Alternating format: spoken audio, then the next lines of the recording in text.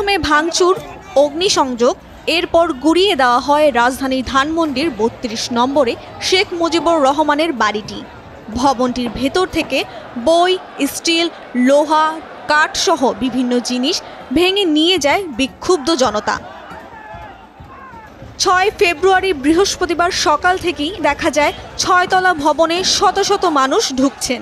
কেউ কেউ ভেতর থেকে জিনিসপত্র নিয়ে বেরিয়ে আসছেন, আবার অনেককেই দেখা যায় হাতুড়ি শাবল দিয়ে ভেঙে ফেলছে ভবনের বিভিন্ন অংশ। যারা এসব লোহা লক্কর নিচ্ছেন তাদের বেশিরভাগই নিম্ন আয়ের মানুষ।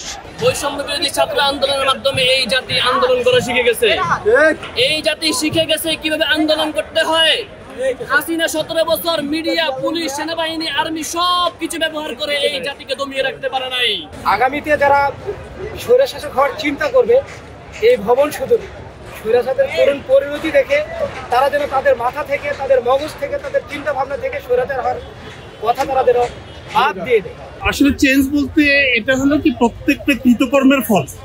হ্যাঁ, যে যেরকম করবে, সেটা রাষ্ট্রনায়ক হোক, সেটা সংসারের প্রধান হোক, গ্রামের প্রধান হোক, এটাকে ঘুরে তার প্রায়শ্চিত্ত ভোগ করতে হবে। আমরা সেটি দেখছি। নতুন প্রজন্মের জন্য আমি চাই যে প্রথম নির্বাচনের ব্যাপারটা চাই জনগণের ব্যালট পেপারে একজন ক্ষমতা আসুক, সে যেই আসুক। দ্বিতীয়ত আমি চাই যে এই দেশে যাতে এরকমটা দেখে তার শিক্ষা হয়, সে এই দেশে বিশেষ করে চোর, বিশেষ করে চিন্তাকারী, সরকারি চাঁদাবাজি, টেন্ডারবাজি এগুলাকে দমানোর জন্য ব্যবস্থা নেয়। জুলাই গণ অভ্যুত্থানে গত ৫ আগস্ট স্বৈরতান্ত্রিক আওয়ামী লীগ সরকারের পতন ঘটে।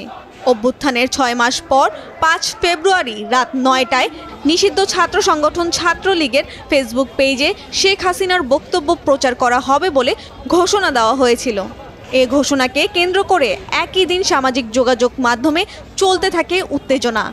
এরপর ছাত্র জনতা ও অনলাইন অ্যাক্টিভিস্ট ফেসবুকে ধানমন্ডি ৩২ অভিমুখে বুলডোজার মিছিল এবং মার্চ টু ধানমন্ডি ৩২ কর্মসূচির ডাকে এই ঘটনা ঘটে।